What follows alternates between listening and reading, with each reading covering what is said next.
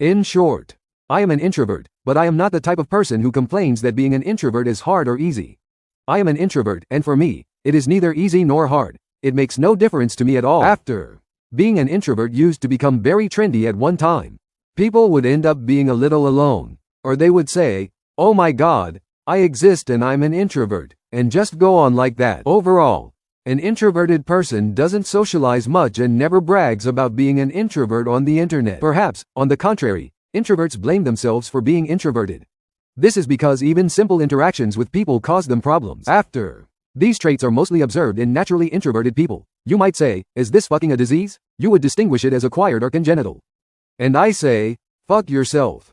This is my personal opinion, and the reason I came to this conclusion is my living boxing bag. That is, my younger brother. In short, my parents gave my brother and me the same upbringing and environment. Even more, since I spent more time in kindergarten than my brother. But my brother is an extrovert, and I'm an introvert. I saw this as something kind of strange, and, like any foolish teenager, I started blaming my parents for everything, as if they knew and deliberately kept me at home, didn't let me go outside, and because of my father's work, we didn't live in the same place. To be honest, an ungrateful teenager. Really. If a time machine existed in real life and I could go back 2 years, I would hit myself properly, then scold myself well, tell myself that the girl had signaled me, remind myself to press the not coin, and also remind myself of my foolishness before returning. Yes, I was ungrateful, and now that I think about it, I realize that nothing caused my introversion except my own character. Because when my brother got bored and went outside, I would just sit and watch Ladybug and Supercat. Introversion can also be acquired, often due to psychological shocks in youth. For example, if everyone belittles you, laughs at you, and similar things happen, a person begins to hide their true self, and as a result, a person may artificially become an introvert. And I've had many experiences like that. For example, in 5th grade we had to jump rope in PE class. When the whole class was watching me and I had just started jumping, my pants fell down. And everyone who was watching me, girls and boys, even the PE teacher, laughed at me. Bad memory. We remembered a bit of my youth, and about 4 to 5 times my pants tore because of my big butt, and I even had to go to the board like that. Anyway, because of such experiences, I developed an immunity to awkward situations. After, there is no term called acquired introversion in psychology. Instead of this, there are many complicated terms. If you feel nervous in front of people, there's a term for it. If you're afraid to talk to people, it's damn social phobia and other stuff. Anyway, you don't need to know these terms. And if you try to make fun of me in the comments or insult me, that's not a problem. You just go into ChatGPT, explain your situation, and it will give you a diagnosis. Then you keep going around, happily thinking you're sick. That's why I call it acquired introversion, not by complicated terms. It's also easier for you to understand. Besides, my YouTube channel isn't a scientific or popular science one. In general, in today's world every second person has turned themselves into a scientist. As if there are no other topics, they keep explaining some scientific stuff. And meanwhile the Hulk is damn developing, and I'm supposed to call a YouTuber a genius and a hero for the new generation just because he gave information I'll forget in 5 seconds. In short, when I see extroverted people, I kind of envy them. It feels like they have everything. People listen to them. They have their own unique traits. They solve problems more easily, and everyone seems to like them. That must feel really comfortable. But I don't know. I wasn't born an extrovert. I tried to become one. And you know what? Once in 10th grade, when I went to the market with my classmates, the seller told me a high price for something I wanted. And I agreed without bargaining, just so I wouldn't look stingy in front of my classmates. Yes, I ended up buying something simple for an expensive price. After we left the market, my classmates laughed at me a lot. Later they reminded me of it many times and made fun of me again. Then I started thinking, why didn't I argue with the seller or bargain? Was it just so others wouldn't think I was stingy? In the end, the opposite happened.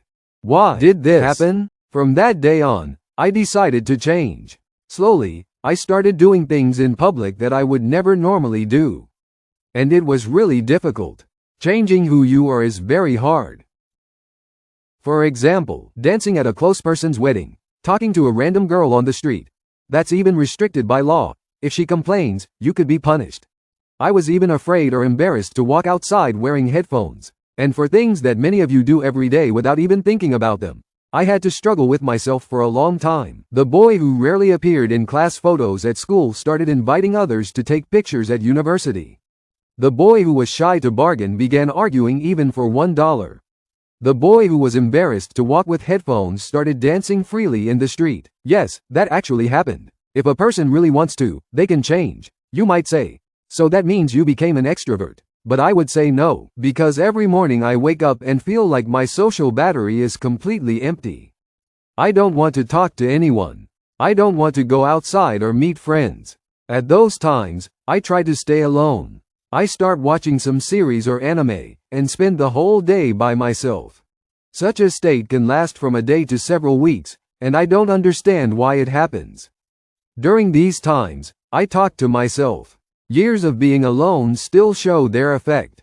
If you call me a psychopath, I tell you to fuck off. This habit actually comforts me. And many ideas for videos also come during those conversations with myself. Since no one else hears my thoughts, I started YouTube. I'm new to YouTube, but I believe I'll gain popularity soon. So subscribe to my channel. We need to reach 1,000 subscribers soon. Right now I have about 200 subscribers. So please subscribe. I hope you won't regret that I started YouTube. There are also introverts who present themselves as extroverts. This type is also called an ambivert. There are two main types of people in the world: extroverts and introverts, and ambiverts are somewhere in between. You might say that if we analyze what I said earlier, it means I'm an ambivert. But I would tell you that ambiverts feel comfortable both in solitude and in crowds. And sometimes when you're sitting at home, you suddenly feel like going outside, right? If I explain what that means, it could mean you are an extrovert learning ambivert. Then, according to ChatGPT, I am an ambivert, but my extroverted side is stronger. That means I'm closer to being an extrovert than an ambivert, but I'm still not fully an extrovert. Then I took a test on GPT. My introversion was 60%, my extroversion 30%, and my ambiversion about 5 to 10%. Okay, that was obvious. I don't even know why I took the test. Anyway, we've moved away from the topic again. I wasn't born in Japan or Europe. In my country, very few people end up becoming introverts, because my people are naturally extroverted. We have many social gatherings. People often want to go out somewhere with friends or family just to relax, even without a special reason. But those plans usually don't happen because there isn't enough time or money. And if you distance yourself from the community, people may see you as someone antisocial and will try their best to pull you back into their circle. Besides that, when relatives come to our house, I prefer not to join them. But my mom or my aunt comes to me and asks why I'm sitting apart from everyone, then tells me to come and sit with the relatives and enjoy the meal together. I don't really like that. But it's exactly because of this habit that family and kinship traditions are strong in our culture. In Japan, it's the opposite. Their society tends to be more introverted. They even have a special term for strong introverts, otaku. In short, we were talking about Japan, so we should also talk about anime. The main audience of anime is often considered to be introverts. Because of that, anime creators try to make stories that fit their core audience, stories that introverts would enjoy. For example, let's look at a simple anime plot. You're 30 years old, still a virgin, you barely know anything about girls, you spend your whole day at home playing games and watching anime. In short, you live a typical introverted life. Then one day you go outside, get hit by a truck, and suddenly you wake up in a fantasy world. Now you're living comfortably. All the girls like you, and before you even reach your teenage years you already have incredible power. Anime fans probably know exactly which anime I'm talking about. Then there's another new anime that became very popular. In that story, you start as the weakest person, almost like a burden to everyone. But suddenly you become extremely powerful. Everyone respects you, and all the girls like you. You probably already guessed which anime that is too. All of these are very popular anime watched by millions of people. What I don't like is when some people take the main character's avatar and use it as their profile picture. Then they sit there and say things like, I'm Sung Jin Woo, I'm Ayano Koji, a manipulator, I'm dangerous, I'm sexy. But if they actually go outside and try to talk to someone, they start stuttering, and still call themselves a manipulator. Let's go back to how I change. The main reason for my change was my father. He pushed me to join people, attend weddings and gatherings, and not isolate myself. In general, telling your child, You will work, you will help people, and you will not behave like a wild loner. I think only fathers in my country can say things like that. In other countries, children might say, "No, Dad, I can't do that. I feel uncomfortable around people." If I said that to my father, he would first give me a light slap on the left cheek and then give me a 30-minute lecture. And those are not the kind of words I can ignore. Some introverts might say that networking is unnecessary and that being alone is better. But there is someone who proves how powerful networking can be. He solved many problems and achieved his dreams through networking. He even bought his own private jet and an island. Yes, you guessed right, Epstein. And there is another important point. Humans are social beings. As a species, we are actually quite weak. Nature created us that way. We were only able to defeat larger predators by uniting and working together. In life as well, if you want to achieve many things, networking is a very important skill.